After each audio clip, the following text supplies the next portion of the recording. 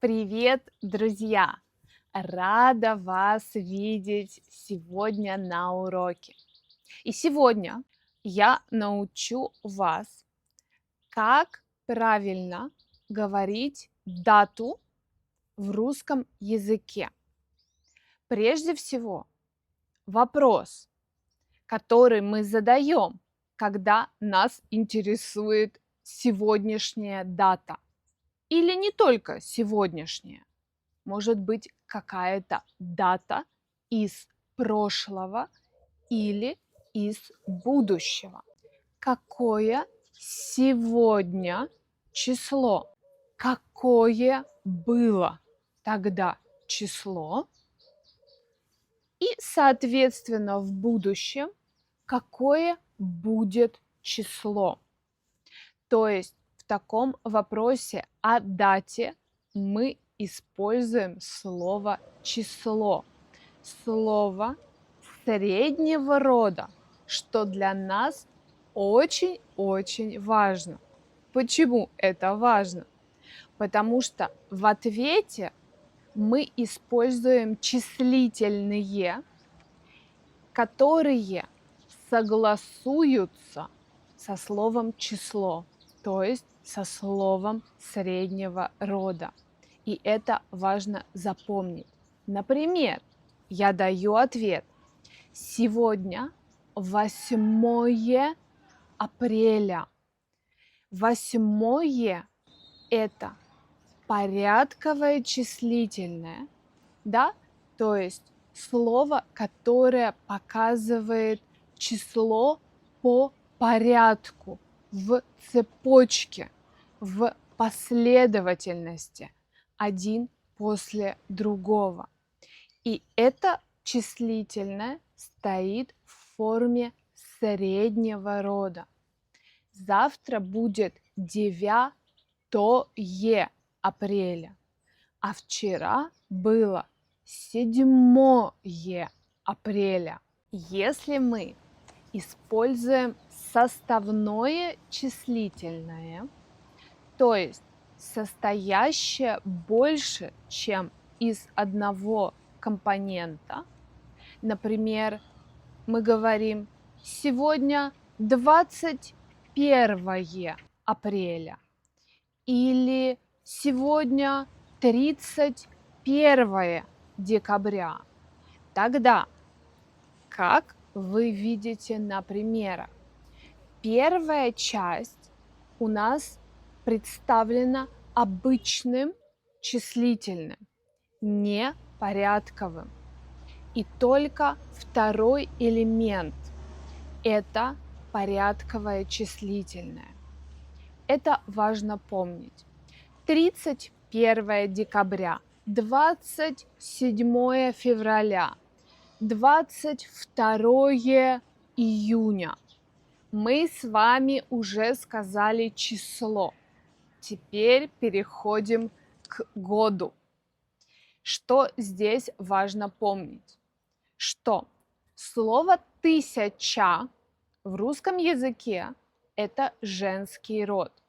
Поэтому мы говорим 2000. Точно так же, как 2 женщины. Не говорим 2000. Это неправильно. 2000.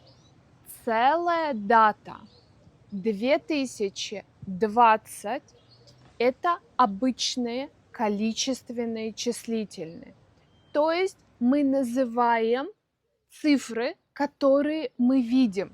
Ничего другого не делаем. И только последняя цифра, которую мы видим, изменяется, и мы используем порядковое числительное. То есть 2025 год.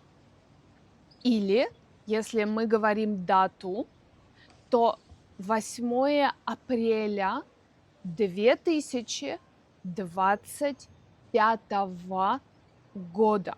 Можно сказать 2025 год, если мы просто говорим факт, что сейчас у нас 2025 год.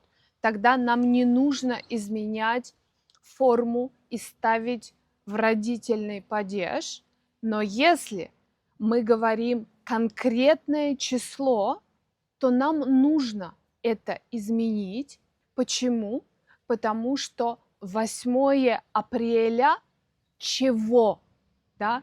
Дальше идет родительный падеж 2025 года. А если мы говорим о прошлом веке, тогда у нас первая цифра – это 1900 и, например, 89 год. Обратите внимание, что нам не нужно говорить 1000. Достаточно сказать 1000. 1993 год. 1899 год. 1750 год. И здесь еще один интересный момент. Порядковое числительное – это только последняя цифра даты. Но если у нас на конце идет 0, нужно понять, что это десяток. И тогда ставим в эту форму порядкового числительного 2 цифры. Например, 1750 год. А если у нас 2 нуля на конце, тогда мы видим, что это сотня. И ставим в форму порядкового числительного эту сотню. То есть, например, 1900 год, 1600 год, 1200 год. Если у нас добавляется число, тогда, конечно, год мы ставим в родительный падеж.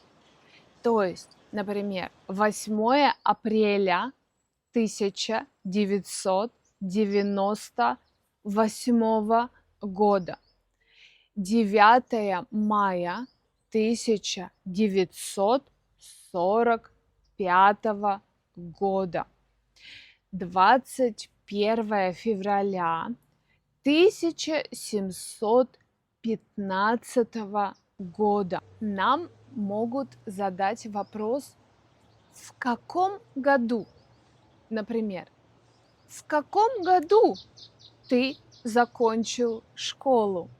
В каком году ты приехал в этот город? В каком году ты родился? И ответ на этот вопрос стоит в такой же форме, как форма местоимения в каком году? В 2005 году, в 2022 году, в 1997 году. Здесь исключением будет только слово третьем, которое оканчивается на ем, а не на ом.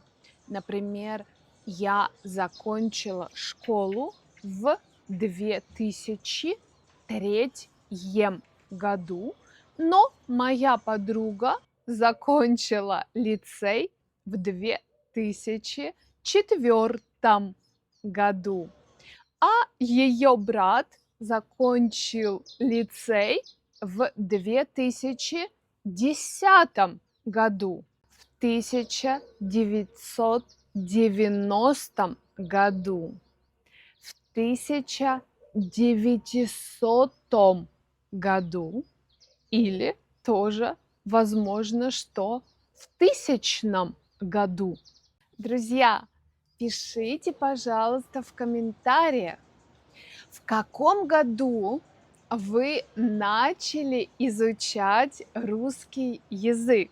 Вы помните, в каком году вы первый раз поехали за границу и говорили на иностранном языке? Я думаю, что для каждого из нас это был такой интересный опыт, правда? На этом мы заканчиваем сегодня. До встречи на следующих уроках, друзья. Пока!